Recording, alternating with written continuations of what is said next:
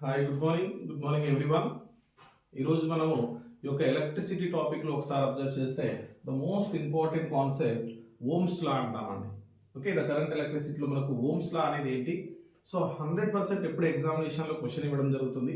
మరి Ohm's law అనేది దేని గురించి ఎక్స్ప్లెయిన్ చేస్తుంది, సో వేటి మధ్య సంబంధాన్ని ఎక్స్ప్లెయిన్ చేస్తుంది అనే అంశాన్ని ఇక్కడ మనం డిస్కస్ చేద్దాం. ఇక్కడ మనం మేజర్గా ఒకసారి చూస్తే మరి ఇక్కడ ఓమ్స్ లా అనేది మనం గత క్లాస్లో ఎక్స్ప్లెయిన్ చేయడం జరిగిందండి. మరి వోల్టేజ్ అంటే ఏంటి? ఓకే, సో మనం వోల్టేజ్ అనేది దేనిపై డిపెండ్? వోల్టేజ్ అనే వరకు మనకు విద్యుత్ శక్తి అంటున్నాం, ఎలక్ట్రిక్ ఎనర్జీ. మరి ఈ యొక్క విద్యుత్ శక్తిని ఆ వోల్టేజ్ ని V అనే సింబల్ తో చూపిస్తాం. అదే విధంగా current, electric current, so electric current is denoted by I.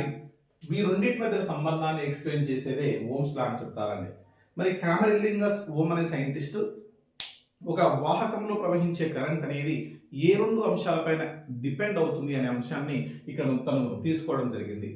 అయితే ఇతని యొక్క నియమాన్ని ఎక్స్ప్లెయిన్ చేస్తున్నప్పుడు కండిషన్ ఎక్స్ప్లెయిన్ చేస్తాడండి. ఏమని చెప్తాడంటే స్థిర ఉష్ణోగ్రత వద్ద, కాన్స్టాంట్ టెంపరేచర్ అండి, స్థిర ఉష్ణోగ్రత వద్ద ఇతను తన యొక్క డెఫినేషన్ ఎక్స్ప్లెయిన్ చేయడం జరుగుతుంది. అంటే తన యొక్క నియమాన్ని ఏ కండిషన్ లో అప్లికేబుల్ చేస్తాడు అని క్వశ్చన్ ఇస్తాడండి. స్థిర ఉష్ణోగ్రతన, స్థిర పీడనమా, స్థిర ఘన పరిమాణమా, స్థిర ద్రవ్యరాశి అంటాడండి. So at constant temperature or pressure or volume or mass ఏదో ఒకటి ఇస్తూ ఉంటాడు.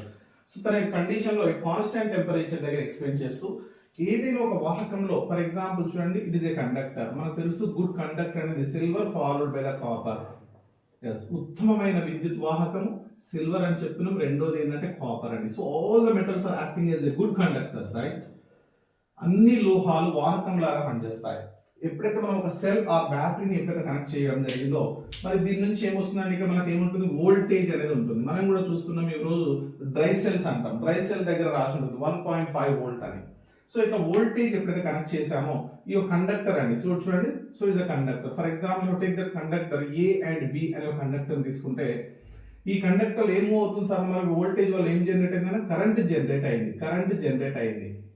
ఓకే, మరి వోల్టేజ్ ఎంత ఉంటుందో కరెంట్ అలా జనరేట్ అవుతుంది. సో రెండింటి మధ్యలో ఒక రిలేషన్ ఉంటుందని చెప్పేసి ఎక్స్ప్లెయిన్ చేసిందే ఓమ్స్ లా అని చెప్తామండి. So Ohm's law applicable at a constant temperature, the flow of electric current is directly proportional to the potential difference. ఒక వాహకంలో ప్రవహించే కరెంట్ అనేది పొటెన్షియల్ భేదానికి అనులోమ సంబంధాన్ని కలిగి ఉంటుందని చెప్పేది ఓమ్స్ లా అని చెప్తారు. Very important. మరి ఓమ్స్ లా ఏ కండిషన్ లో అప్లికేబుల్ అవుతుంది అంటాడంటే ఎట్ కాన్స్టాంట్ టెంపరేచర్ అని చెప్పాలి, స్థిర ఉష్ణోగ్రత వద్ద ఫామ్ అవుతుంది. మరి ఈ యొక్క ఓమ్స్ లా గనక పార్టిసిపేట్ చేసే వాటిని ఓమియ వాహకాలు, to obey the Ohm's law that materials are called as a ohmic conductors అని చెప్పాడండి. అంటే ఈ యొక్క నియమాన్ని గనక పాటిస్తే వాటిని మనం ఓమిక్ కండక్టర్స్ అని చెప్పాలి అని చెప్పాడు. మరి ఇక్కడ మేజర్ థింగ్ ఏంటి అని అంటే ఈ యొక్క ప్రపోర్షనల్ కాన్స్టాంట్ ఎప్పుడైతే మనం రిమూవ్ చేస్తామో, ఒక ప్రపోర్షనల్ తీసేస్తే మనం కాన్స్టాంట్ రాసుకుంటామండి, అదే R. Yes, so here R into I. సో ఇక్కడ వేర్, ఇక్కడ మనం R అంటేనే మనం ఏమంటామంటే రెసిస్టెన్స్ అంటామండి. Okay, so what is R? Resistance of the wire. ఒక వాహకం యొక్క నిరోధాన్ని దేంతో చూపిస్తున్నాం అంటే R అనే సింబల్ తో చూపిస్తున్నామండి.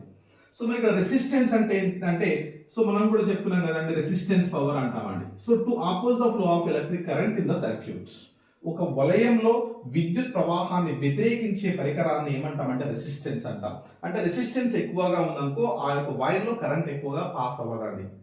సో ఇప్పుడు మనం చూడండి, ఫిలమెంట్ ఒక ఫ్యూజ్, మనము ఒక బల్బును అబ్జర్వ్ చేసామండి. బల్బులో ఫిలమెంట్ ఉంటుందండి. సో ఫిలమెంటే వెలిగే భాగం. ఫిలమెంట్ కి రెసిస్టెన్స్ ఉందనుకో కరెంట్ పాస్ కాదు, వేస్టేజ్ ఎక్కువ అవుతుంది. కాబట్టి ఆ యొక్క ఫిలమెంట్ కి అతి తక్కువ రెసిస్టెన్స్ అనేది ఉంటుందండి. మరి బట్ హైయెస్ట్ మెల్టింగ్ పాయింట్ అనేది కనిపిస్తుంది. సో మనకు ఈ యొక్క అన్ని టర్మినాలజీ కనుక వింటుంటే మనకు చాలా క్లియర్గా అర్థమవుతుంది. సో ఇక్కడ రెసిస్టెన్స్ అనేది ఒక వాహకంలో కరెంట్ ని ఆపోజ్ చేస్తున్నటువంటి ఒక పరికరాన్ని రెసిస్టెన్స్ అంటాం. అందుకే resistance it is A operator, it is ఏ ఒక పరికరం అని చెప్తాడండి. మరి ఒకసారి చూడండి, ఇక్కడ రెసిస్టెన్స్ ని కనుక మనం సపరేట్ చేసి రాస్తే resistance R equals to V by I. So where stands for, V stands for voltage కదా, I అంటే కరెంట్ అని చెప్తాం. మనం గత క్లాస్ లో ఆల్రెడీ ఎక్స్ప్లెయిన్ చేశాం. ఇప్పుడు సో రెసిస్టెన్స్ కి SI యూనిట్స్ ఏంటి, SI ప్రమాణాలు ఏమిటి అని అంటే చూడండి, volt, current units, voltage units ఏంటి volt divided by current units ఏంటంటే ampere. So volt by ampere, దీన్నే మనం ఇప్పుడు ఏమంటున్నామంటే ఓం అంటున్నామండి, ఓం. ఎస్, కాబట్టి కరెంట్ రెసిస్టెన్స్ యూనిట్స్ ఏంటి అంటే ఓం అని చెప్పాలండి. Okay, so clear. At constant temperature ఏమని చెప్తున్నాడు, స్థిర ఉష్ణోగ్రత వద్ద ఒక వాహకంలో ప్రవహించే కరెంట్ అనేది పొటెన్షియల్ భేదానికి అనులోమ సంబంధాన్ని కలిగి ఉంటుంది అని చెప్పేది ఓమ్స్ లా అని చెప్తారు. మరి ఓం నియమాన్ని పాటించే వాటిని ఓమిక్ కండక్టర్స్ అంటారు, పాటించిన వాటిని నాన్ ఓమిక్ కండక్టర్స్ అంటారండి. సో వాటి గురించి మనం మళ్ళీ డిస్కస్ చేద్దాం. బట్ ఇక్కడ వాట్ ఈస్ ద ఆర్ అనేది రెసిస్టెన్స్, నిరోధం. కాబట్టి నిరోధం అని పేరు రాగానే ఎవరు గుర్తుకు రావాలంటే మనకు ఓం అనే సైంటిస్ట్ గుర్తుకు రావాలండి. మరి ఇక్కడ ఒకసారి చూడండి, ఇలా కూడా గత ఎగ్జామినేషన్ లో క్వశ్చన్ ఇచ్చాడమ్మా. ఏంటిదంటే 1 ఓం ఈక్వల్స్ టు ఏమని రాయొచ్చు చెప్పండి, దీన్ని బట్టి 1 volt divided by 1 ampere. 1 volt divided by 1 ampere అని చెప్తామండి, రైట్. మరి ఈ యొక్క ఓమ్ ని మనం ఇలా ఒమేగా అనే సింబల్ తో కూడా చూపిస్తారండి. దేంతో చూపిస్తున్నాం, ఒమేగా. డైరెక్ట్ క్వశ్చన్ అండి, రెసిస్టెన్స్ ని ఏ సింబల్ తో చూపిస్తారు అంటాడు. ఇంకా ఒమేగా అనే అక్షరంతో చూపిస్తారు. ద సింబల్ ఆఫ్ రెసిస్టెన్స్, మరి రెసిస్టెన్స్ యొక్క సింబల్ ని ఇలా మనం డ్రా చేస్తామండి, రైట్.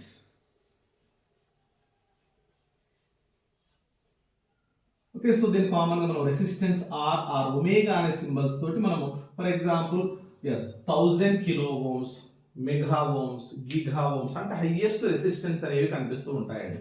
కాబట్టి ఇక్కడ రెసిస్టెన్స్ అనే వర్డ్ మనకు వచ్చినప్పుడు ఇమ్మీడియట్లీ నువ్వు ఫాలో అవ్వాలి. నిరోధము అన్నప్పుడు ఎవరి పేరు గుర్తుకు రావాలంటే ఓమ్స్. ఓం అనే కామరిలింగస్ అనే ఓమ్స్ అనే సైంటిస్ట్ పేరు మనకు గుర్తుకు రావాలి. సో ఓం నియమం ఏం చెప్తుంది, ఓమ్స్ లా ఏమని చెప్తుంది అంటే ఏం లేదండి, సింపుల్. వోల్టేజ్ ఎక్కువ ఉంటే కరెంట్ ఎక్కువ వస్తుంది, వోల్టేజ్ తక్కువ ఉంటే కరెంట్ తక్కువ వస్తుంది. That is the Ohm's law. దానికోసం పెద్ద డెఫినేషన్ చదవకండి. ఓకే, సో కరెంట్ వోల్టేజ్ ఎక్కువ ఉందంటే కరెంట్ ఎక్కువ వస్తుంది, వోల్టేజ్ తక్కువ ఉందంటే కరెంట్ తక్కువ వస్తుంది. That is the Ohm's law అని చెప్తున్నా. ఓకే, సో ఓమ్స్ లా అనేది ఏ కండిషన్ లో అప్లికేబుల్ అవుతుంది అంటాడు, ఎట్ ఏ కాన్స్టెంట్ టెంపరేచర్, స్థిర ఉష్ణోగ్రత వద్ద దీన్ని మనం అప్లికేబుల్ చేస్తున్నామండి. మనం ఒక్కసారి చూడండి, మనం దీని గ్రాఫ్ కనుక గీస్తే ఎస్, సో రెండింటిని మనం తీసుకుంటాం. దేని మధ్యలో గీస్తున్నామండి, వోల్టేజ్ వర్సెస్ కరెంట్స్ కదా. ఎస్, ఇక్కడ చూడండి వోల్టేజ్ అంటున్నాం, వోల్టేజ్ దేంతో చూపిస్తున్నాం, వి అనే సింబల్ తో చూపిస్తున్నాం చూడండి, రైట్. సో కరెంట్ ని ఇట్లా మనం ఐ అనే సింబల్ తో చూపిస్తున్నాం. మరి వోల్టేజ్ పెరిగితే కరెంట్ కూడా ఏమైంది, పెరిగింది, రైట్. సో వోల్టేజ్ పెరిగితే ఏమైంది, కరెంట్ కూడా పెరిగిందండి, రైట్. సో ఈ టైంలో ఈ రెండింటి మధ్య సంబంధం ఎలా ఉంటుందండి, స్ట్రెయిట్ లైన్, ఎస్, ఒక లీనియర్ గ్రాఫ్ అనేది చూపిస్తుంది. ఒక లీనియర్ సరళరేఖ మార్గాన్ని సూచిస్తే yes, that materials are called as ohmic conductors to obey the Ohm's law. Ohm నియమాన్ని పాటించేటటువంటి పదార్థాలను ఓమిక్ కండక్టర్స్ అంటున్నాం. మనకి ఇలాంటి గ్రాఫ్ చూపించే వాటిని ఓమిక్ కండక్టర్స్ అంటున్నాం అండి. ఏంటిదండి, ఓమిక్ కండక్టర్స్. బెస్ట్ ఎగ్జాంపుల్స్ అన్ని కూడా మెటల్స్ అండి, ఆల్ మెటల్స్. ఎస్, ఏదైనా ఒక మెటల్ ని అబ్జర్వ్ చేస్తే ఆ మెటల్ యొక్క క్యారెక్టర్ ఎలా ఉంటుంది, లోహం యొక్క క్యారెక్టర్ ఎలా ఉంటుంది అంటే ఓం నియమాన్ని పాటించే విధంగా ఉంటుందండి. మనం చూడవచ్చు, మీరు ఏదైనా సరే కాపర్ కావచ్చు, అల్యూమినియం కావచ్చు, సిల్వర్ కావచ్చు, right, iron, gold. So you have to take that any one metals, all the metals to obey the Ohm's law, that materials are called as a ohmic conductors. Okay, ఇక్కడ చూడండి మనకి examination గతంలో questions కూడా అడిగాడండి. So which is the ideal conductor of metal అంటాడండి. ఉత్తమమైన విద్యుత్ వాహకాన్ని ప్రదర్శించే లోహం ఏంటిదంటే సిల్వర్ అని చెప్పాలన్నా. మరి రెండవ లోహం ఏంటిదంటే కాపర్, మూడోది ఏంటంటే అల్యూమినియం. ఎస్, క్వశ్చన్ కూడా ఇచ్చాడండి, ఈ క్రింది వాటిలో విద్యుత్ వాహకత పెరిగే క్రమంలో అమర్చండి, విద్యుత్ వాహకత తగ్గే క్రమంలో అమర్చండి.